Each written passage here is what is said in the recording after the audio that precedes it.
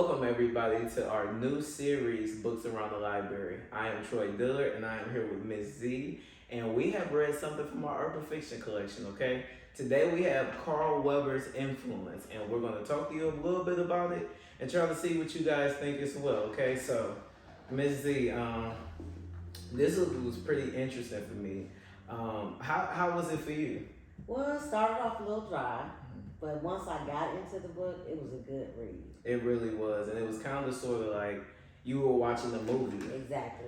I'm not sure if that's because from a long time I've been away from fiction, or I know you read fiction a little bit more than me, or stories like this. Is all of them like a movie, or was this one just like something that you feel like? I think because of the story behind it, it felt like a movie to me. Because as we're gonna get to that, but it was more like a movie to me. Okay, Yeah. so the book is basically about four college boys. They were on their way home from college and they got stopped by the police, and it tells the story of how four friends who had this unity, they were in fraternity together, how the cops can manipulate, how not all, but how some cops can, in the interrogation process, how they can manipulate, how they can make things do it, and how lawyers and judges, they know each other behind the books. I mean, this really took you on a roller coaster, and like she said, it started off kind of dull, but as it went on, it got much better. Yeah. Was there anything that stood out, or was anything that you kind of took with you, or something that stood out to you? The whole story stood out to me. So yeah, you just can't take bits and pieces out of the book, but the most trying thing was how all four of them were college students, and they were trying to ruin them. So that was very hard. It was very hard on me to see how policing and politics and all of that comes to play, where you don't give a darn that these are four college students and you're trying to ruin them.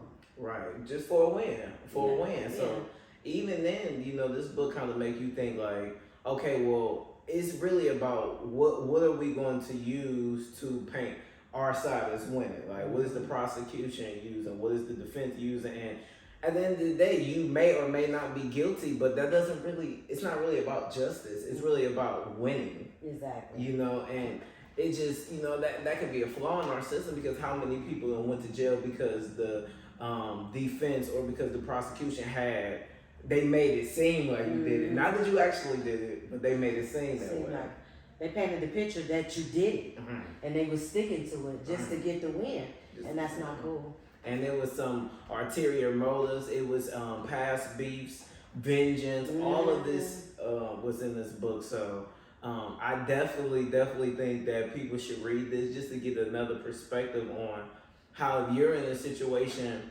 how to maybe better handle things, how they may use different tactics and tips and tricks to, like I said, they're just trying to win a case,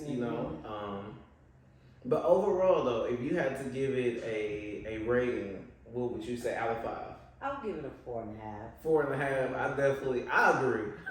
I was going back and forth on whether it was a 4 and a 4.5, but this was, like I said, and the 0.5 for me is just the startup of it. Like, what are we getting at? Yeah. But I guess everything have to kind of.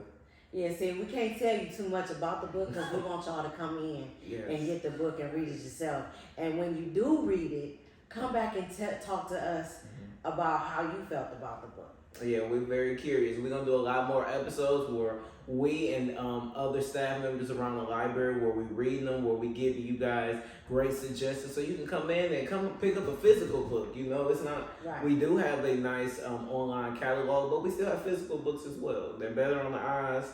They're easier to read, and they travel right with you. It don't matter if a device dies, you have a physical book, okay? Exactly.